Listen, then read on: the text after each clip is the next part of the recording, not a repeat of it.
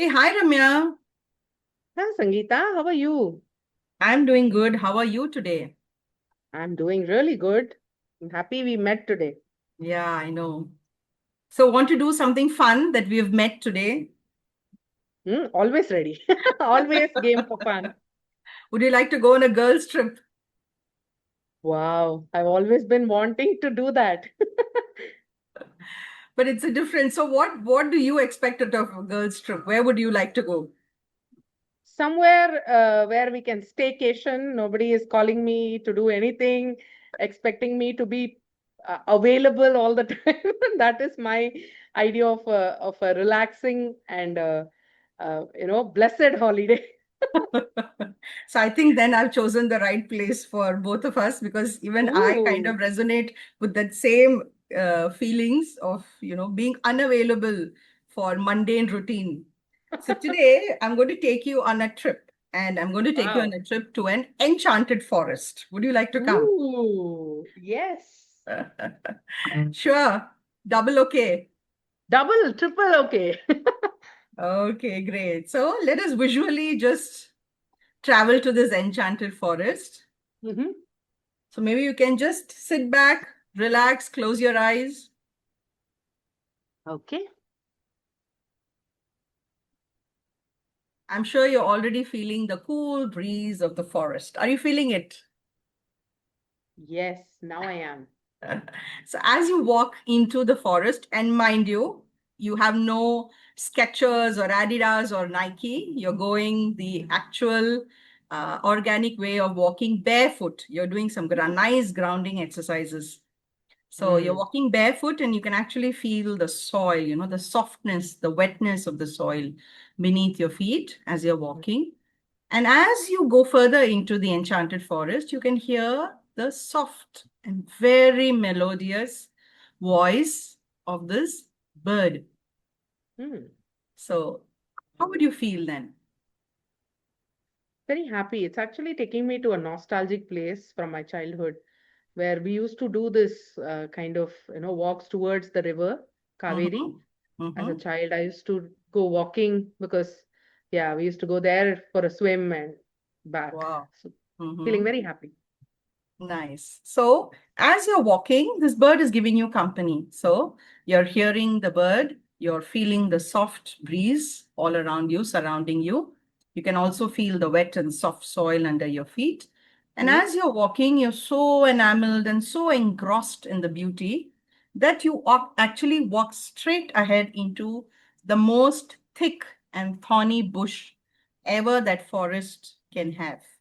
And Ouch. as you keep walking, you get entangled into that web of the thorn and the bushes, and it's got caught all over your clothes. And as you're struggling to get out, it scratches your skin, it tears your clothes. So, how are you feeling now? Definitely not pleasant. Yeah, I find myself scrambling around doing some damage control, trying not to, get more hurt by it. Okay, so your first instinct is to actually withdraw from that situation, isn't it? Right, Really, for how you right. felt. Yes, Okay, exactly. so you escape from that, and Mm. mind you, the bird is still following you. It really loves Mm. you. Okay. Wow. So the bird is still flying right above you, and you can still Mm. hear the music of the bird. And you go Mm. and you find Mm. yourself on the riverbank. Mm. Okay. And the riverbank is so beautiful. But to reach the riverbank, you have to take a little detour because you're Mm. not able to go directly into it. So Mm. as you take the detour and you walk Mm. further, you hear Mm. the roar of a lion. Whoa. Whoa, a Mm. majestic roar of Mm. the lion, the king of the jungle. How would you Mm. feel? Definitely scared.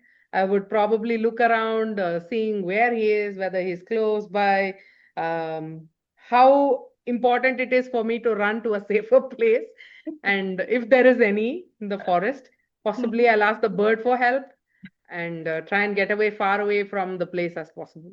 Okay, I thought you were also going to blame me of why am I taking you to such dangerous places. Yeah. So, okay, the roar dies down, and then as you walk Mm, along the path, you ultimately find yourself on the river, on the mm, banks of mm, the beautiful river. As you very mm, rightly said, maybe the banks of the Kaveri.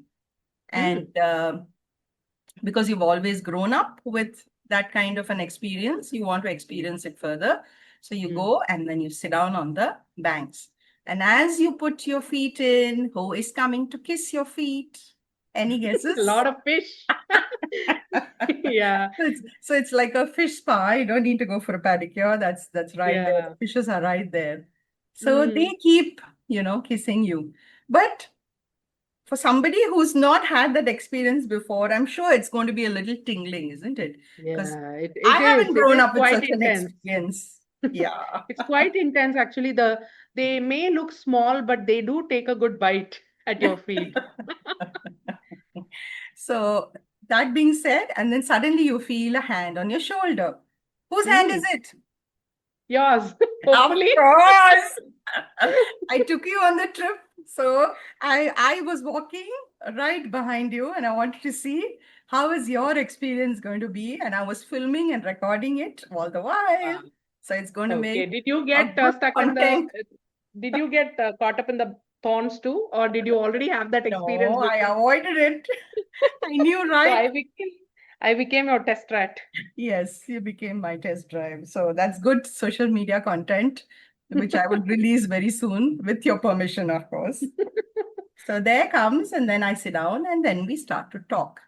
So in Mm, all of this, you see, Ramya, the beauty of sounds. mm, In English grammar, we have this topic mm, called onomatopoeia. mm, It is that how sounds speak the language. Animals cannot communicate like us, isn't it? They cannot put words mm, and communicate with us. So they communicate in their own ways. mm, So there is some kind of a universal language that all of us communicate. The bird mm, did not have to put out any words. By its mere song, listening to its mere song, you know that you connected with the bird and the bird also connected with you. mm, Similarly, the roar of the lion.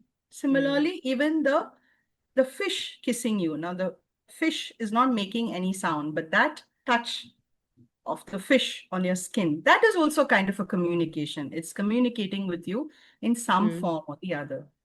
So, do you think that we are all connected with this, the nadam or the sound, which is our universal language, where all of us, we have it in us? Oh, absolutely. That's such a wonderful way to look at it. It is indeed the very principle of creation, the manifestation of the one source, because we all are from one source and we all go back to the same source. So, in it may seem weird as evolved and quote unquote civilized humans, we say that we are the intelligent species, we are the no dominant species, but research shows that animals have their own unique way of communication, as well as the Mhm. plants. They Yes, communicate through electrical signals, and their roots work like nervous system in our body. So we just don't understand that language, and so we think that we are the most um, good at communication. So absolutely. as I'm seeing right now out of my window, I see an eagle flying so beautifully, so gracefully. And how does it know how to do that? So that is the instinct. So this instinct, right from a bird to a plant to an animal, or to a mother who's taking care of her newborn for Correct. the first time, they just know what to do. And how does this come? This instinctive knowledge is what we see as the play or the universal language of the universe itself, manifesting through us various forms and names. Correct. So definitely I do think sound plays a major part, because in our scriptures we have two concepts, one of nadam, as you rightly said, and one of shabdam. Hmm. So the unsaid words become nadam and the said words become shabdam or sound. So beautifully, again, coming back to a logical, scientific explanation of what sound is, it's just energy. And Absolutely one form of energy communicating with another form of energy. So you and I are also energy beings. And so we communicate with each other in a known language, maybe English or Tamil or Hindi. But we do also communicate with other energy beings in the universe the same way. Like, I correct. know you So, just rightfully in put essence, it's it. kind of a play of emotions here, isn't it? There's so much Correct. of surge of emotions when we were walking, in the forest. There's so much of a Mm, surge of emotion. For example, there's this really divine feeling that you get when you hear the humming of the bird, or you mm, have a very, very human experience when the fishes are actually kissing your skin. mm, And then you have a little crude or a harsh, inhuman experience when the thorns are pricking you, because it's not mm, the fault of the thorns, right? The thorns are there for a mm. particular reason, Yeah. so everything is around in your surrounding for a particular reason, and they are Mm, doing what they do best. So, correct. but for you, it is not a very pleasant experience that we've had with the thorn bush. So there is a lot of the play of emotions that really Mm, happens. And this is what really is, in a sense, spirituality, if mm, we can put it that way, mm, because whatever is there within us, that is manifesting outside. And whatever mm, is happening outside is actually breathing our emotions or changing our emotions or patterns. There is an energy exchange, so as to say. There is a absolutely. connect. Mm.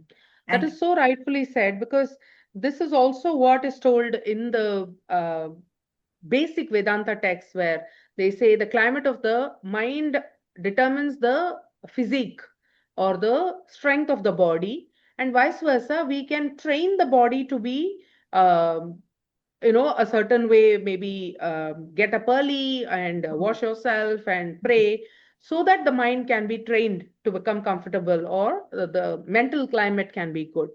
So definitely this works both ways, because it's all energy, and it's all boiling down to an emotion behind correct. that. Okay, so to wrap it up, is it okay to say that we are not humans on a spiritual journey, but we're actually spiritual beings or divine beings on the human trail? Is that correct? Wow. That is so enigmatic to say.